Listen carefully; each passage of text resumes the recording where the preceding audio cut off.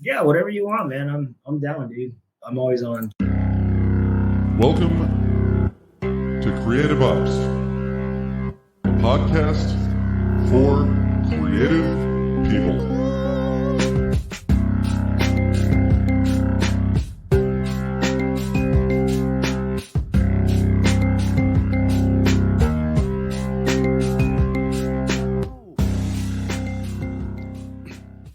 Hey, everybody. If you listen to the show for a long time, then you've heard Alfonso on the show before. He was on one of the really early episodes before the show sounded like it sounds now.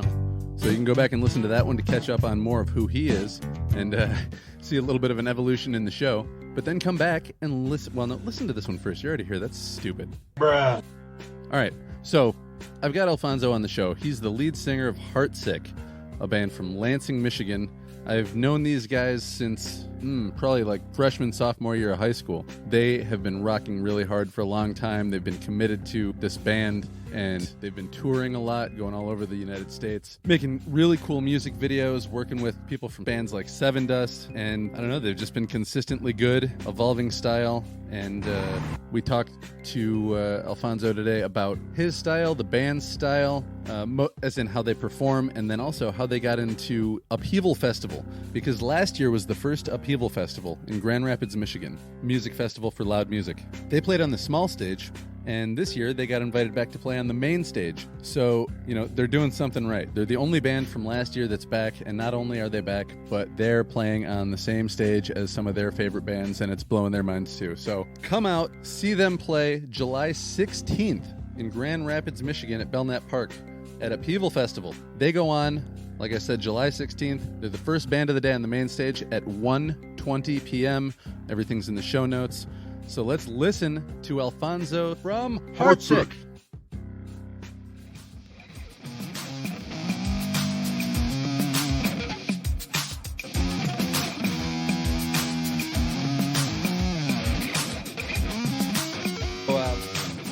Yeah, man, I'm glad to talk to you again. The last time I saw you face to face, you just came off stage and you looked like you were about to pass out, which I hear is common because you put in a very athletic performance, which we'll get to that in a second. But we're here mostly to talk about you being on Upheaval's main stage this year.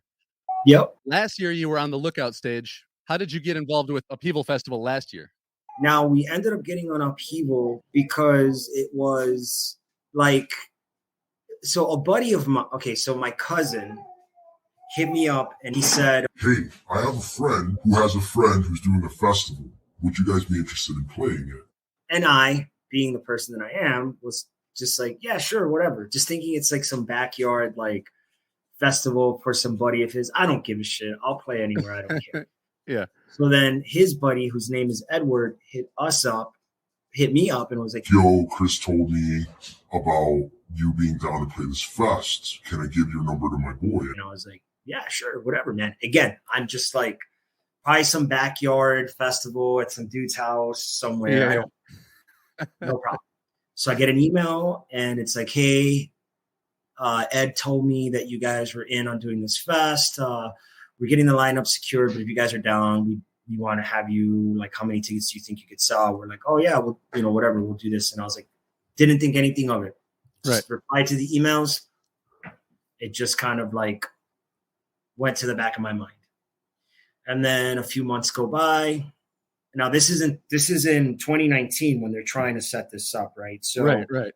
So we're still not in 2020. COVID still hasn't happened.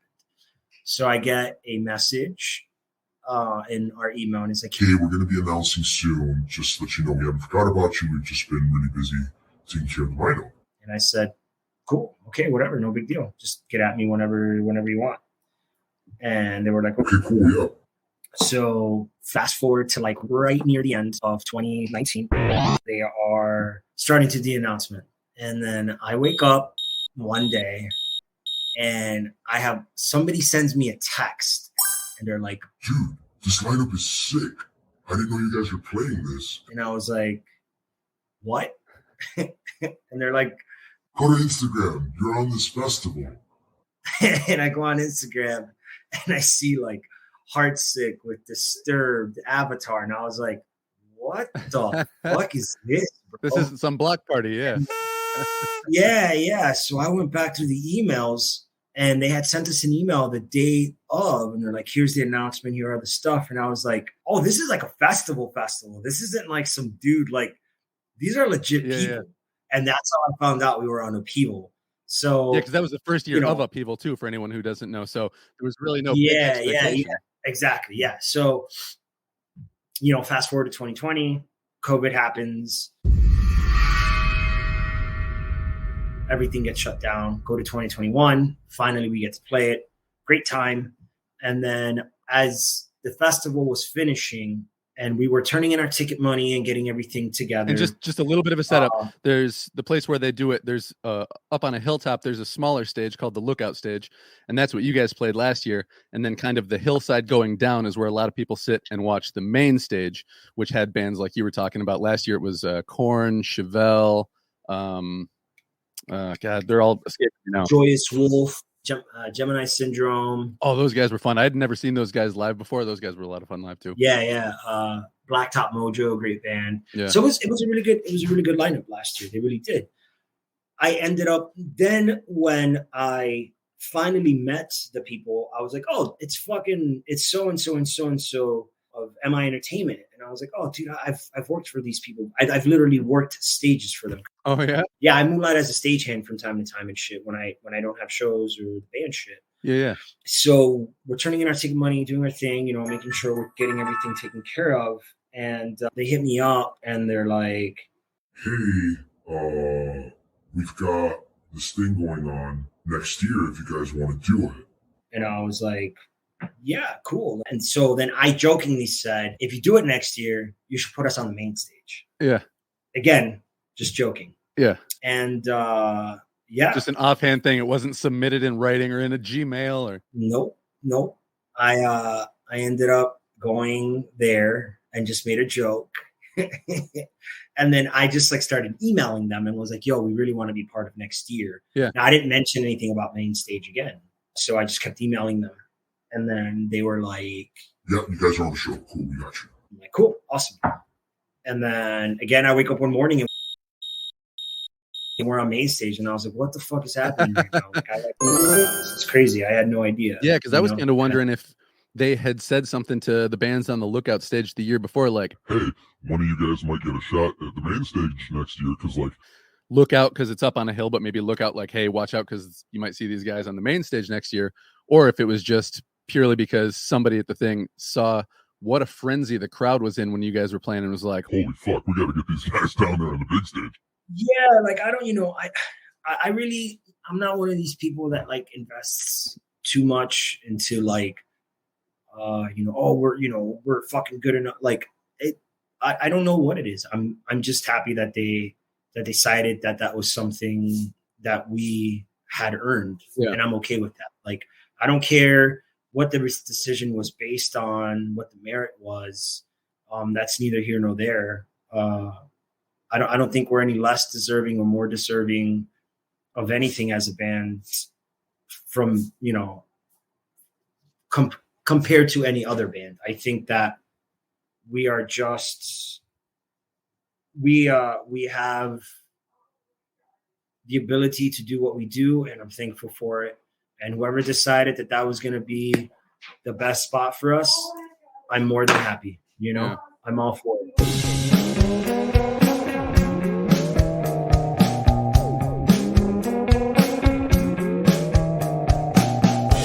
The first time that you and I ever talked to each other, we both had a full head of hair. It tells you how long ago that was. Yes. And it was right after No Life had played a show at Giorgio's. Or wait, no, I'm sorry. Yep. You guys played a show at the coffee place, and then we walked over to Giorgio's. And we were talking, and I was like, dude, doesn't it hurt to sing like that? And you're like, no, not if you do it right. And you started explaining to me how you can scream sing, and I was like, oh, that's badass. Yeah. Anyway, so I've been watching you guys play for a long time is kind of the moral of that story. And you guys have always brought a lot of energy. And the one thing I've noticed just from kind of seeing you guys in broad jumps, watching you, seeing you a couple of years later, is you guys have always had high energy, but you guys really like come up on the stage with a lot of confidence, and particularly like, I mean, Waylon's out here flexing and Jared's throwing his guitar and mean mugging the crowd. You guys have always had a lot of energy, but the confidence part seems like it's just come with time. But I'm curious where all that energy did you guys play your first show and people were jumping around, or was it kind of like, all right, guys, we gotta loosen up a little bit, liven up, or do you guys just come out like that? Has that always been kind of the style for you guys? No, man, we've always been like that, which to me is funny because it's ironic. Yeah. Because we're not confident like that outside of being in the band. Like not a single one of us like tries to draw attention like that. You had to give Jake a pep talk to come on my podcast. He was like, oh, I don't know, man. Yeah. So like outside of being on the stage, we're not at all like super confident. Like I'm not, I know Jared definitely isn't. I know Jake definitely isn't. Like Waylon really isn't either. So I hung out with Jared like at least a dozen times before he finally talked to me. I was like, oh, all right. Yeah, right. Jared's very, very, very, very quiet. If you don't know him, but since day one, since we played our first show, we were all entertainers and showmen. And it's because of the bands that we loved. I think for us, we just had a understanding that if we were going to do this, we needed to emulate our heroes. Yeah. And our heroes had a lot of energy, Poison the Well, Deftones, Every Time I Die, Opeth, System of a Down, Korn, like all of these bands are super animated. Yeah. None of us liked bands that were just stand there and play it like it sounds on the record. And yeah, that's never been us. Yeah. So for us, we just were emulating our heroes, and we knew that was something that needed to happen, and we were really feeling it. Now, we also knew that we weren't going to do that just when there was a lot of people at our shows. We were like, and we never had a conversation about this. I think everybody just innately knows deep inside. It's like, if we're going to do this, we have to put our hearts and souls into it. Yeah. We can't just be performing. And I think that's the difference from us and maybe other bands that people see, which I'm not knocking any other band. I can't sit here and say if some band is being true to themselves or not. I have no fucking idea. Right. What I can tell you is that I know that when we're on stage, it's not an act. It's not to entertain. We're doing this because we love it and we want to experience it every single time. So for us, it's really a feeling that we're getting from in here, from deep inside ourselves. Yeah. But what about you specifically? Like, you will literally get on the microphone and demand people listen to you and do what you say. There must be a point where you're like, I got the confidence to do this. Or has that always been from the beginning too, where you've had that confidence to scream into the microphone at a bunch of people that may or may not know you personally and be like, listen to me, motherfuckers, do what I say now? It's always been there with me. But it's my son. It's always been there, man. It's the only place where I feel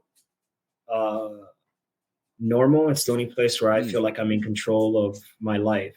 Yeah. Other than that, I don't feel like I have much control of my life in certain aspects.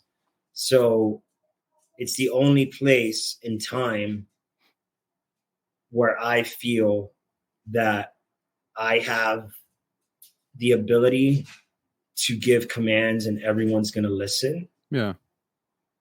And it becomes a voice to have fun and be positive. So do you think your martial arts background kind of contributes to maybe part of your persona up on stage? Because I mean, rolling around doing jujitsu, that's hard work. You got to be. Oh yeah, for sure. It's a mix of thinking. That's where I was. Strength, yeah. And that's what I was doing. I don't know, because when I'm doing judo and jiu-jitsu, I enjoy the teaching part of judo and jiu-jitsu. Obviously, I enjoy fighting too, but I enjoy the process of teaching someone. So for me, I am not the kind of person that's like, I want to impose my will on people when I'm training. It's only when I'm doing tournaments where I'm like, now it's where I want to impose my will. I think that who I am as a martial artist is vastly different than who I am as a performer on stage. But even just the physicality of it, because I remember Jake telling me that one time you ran off stage, went backstage, and just started throwing up after a performance because like you were jumping, you were screaming, you were breathing hard the whole time, and your body just gave out. Yeah. Waylon, same thing. Waylon throws up. Jared throws up all the time after our sets. That's par for the course, man. If you want to be in this band and you're not willing to throw up after you're done playing, you're not, this is what it is. Yeah, because like the last time I saw you, you had just came off stage. I think somebody might have had you by one arm, and I was like, "Hey, man, nice job." And you just kind of smiled at me like, trying to think Tom Hanks in that one movie where it's just like, "Oh yeah, hi." Yeah, exactly. Yep.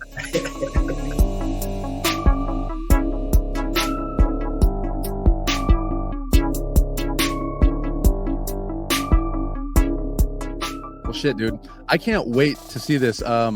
It's not going to be this upcoming weekend because I'm going to put this out the same day. So it's not going to be the next weekend, but the weekend after that, right? The 16th? Yeah. 16th. All right. Yep, 16th. Cool. Yeah. So, and we'll do regular reminders between now and then, too. Guys, go out, watch HEARTSICK and all the other good bands at Upheaval. But come out for HEARTSICK. They're going to open the show on the main stage, and they're going to kick some serious, serious ass. They always do. So that's how I know they're going to do it again. It's going to be fun, man. We're going to have a good time. I'm looking absolutely forward to it. I love festival season. I love playing festivals. I don't go to them very often just because it's just so much going on and my back's all fucked up. So when you go to one, you're usually in it. Yeah. So if I go to a festival, it's because I'm playing. Yeah. So I like to go to shows more than I like to go to festivals. Festivals are tough for me because I have some sciatica issues. So standing around all day long, walking around, like going to see bands is not something that's like conducive to my back and my body. But I love going to actual shows, like just like the Intersection or when the Loft was around, or to DT, like going shit like that. I love doing that. So, but come out to the show if you can make it. We play at 120 on the main stage, July 16th. So yeah, come have fun. July 16th, be there. God damn it. All right, man. Hold on. Let me hit end the record and then hang on for just 1 second. Sure. All right, everybody. That was Alfonso, the lead singer from HEARTSICK, one of my favorite bands of all time. And they will be playing in Grand Rapids, Michigan, July 16th at 1:20 p.m. on the main stage, baby. Yeah. At the Upheaval Festival at Belknap Park. There are links in the show notes. You can get $5 off your tickets when you use their promo code, and all the instructions and places to do that are in there. I hope to see you at the show. Also, buy my book, Switchers. Love you guys. Bye. Mwah.